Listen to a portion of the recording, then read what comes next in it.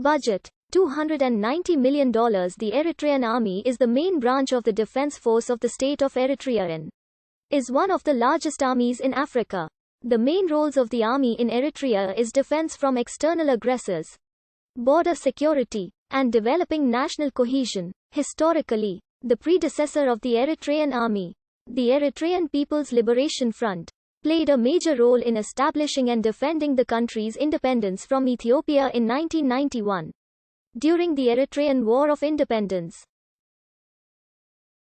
Since then, the army has continued to be involved in low-level border conflicts with Ethiopia and several other neighbors, including Djibouti and Yemen, with the most notable one being the Ethiopian Eritrean War from 1998 until 2000, which ended in a partial Ethiopian military victory and Eritrean boundary line victory. It is widely regarded as one of the more capable and largest armies in Africa, despite the country having a smaller population than most of its neighbors, with around 250,000 to 300,000 personnel due to mandatory national service. Conscription became open-ended since the war with Ethiopia and no demobilization has taken place. The current Eritrean Army is an outgrowth of the revolutionary Eritrean People's Liberation Front. The trial by fire experienced by the EPLF during the Eritrean War of Independence created a force that was able to contend with the largest armed force on the African continent. When Eritrea gained independence, the country's military was admired as one of the most effective fighting forces not only in Africa, but the world. During the Eritrean struggle for independence, the EPLF fought several large-scale battles towards the end of the war. The most decisive were the Battle of Afarbert in 1988 and the Battle of Massawa in 1990. These battles saw the collision of major units of the EPLF versus a conventional armed force. Since its independence in 1992, Eritrea has taken part in multiple wars and clashes with its neighbors, most notably the war with Ethiopia and border conflict with Djibouti. Especially with Djibouti, Eritrea have had several wars and clashes within the last 2 decades. Most recently in 2008, relations between Eritrea and Djibouti were driven to a point where war was imminent, but avoided without full-scale war. The Eritrean Army was also involved in the Second Sudani Civil War, during which the Eritrean government supported and organized various anti-Sudanese rebel groups.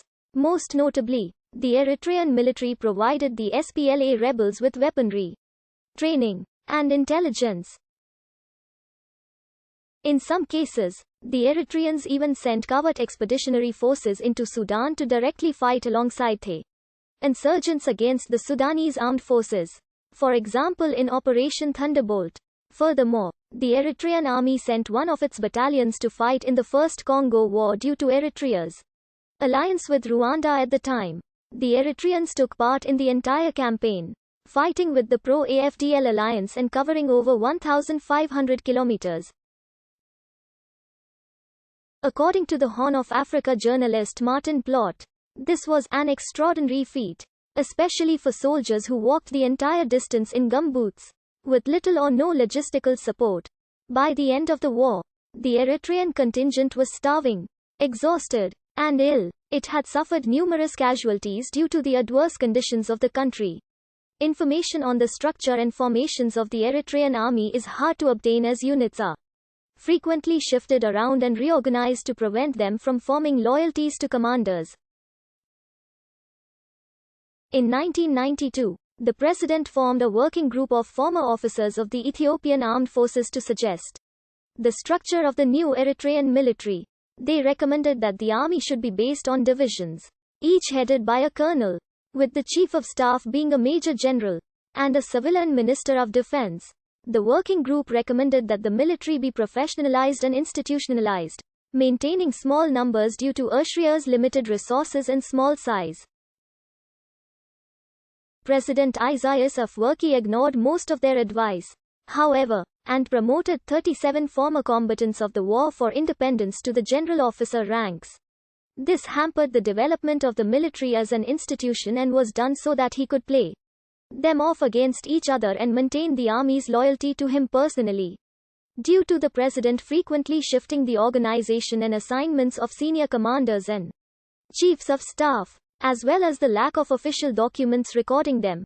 Putting together a complete picture of the structure of the Eritrean Army is difficult and largely relies on reports from former senior military officers. In February 1991, the divisions of the EPLA were subordinated to 4 corps. The 161st, 271st, 381st, and 491st. During the 1990s, there were a total of 24 divisions. Since 2001, the Army has undergone extensive reforms and resulted in the establishment of regional military command zones.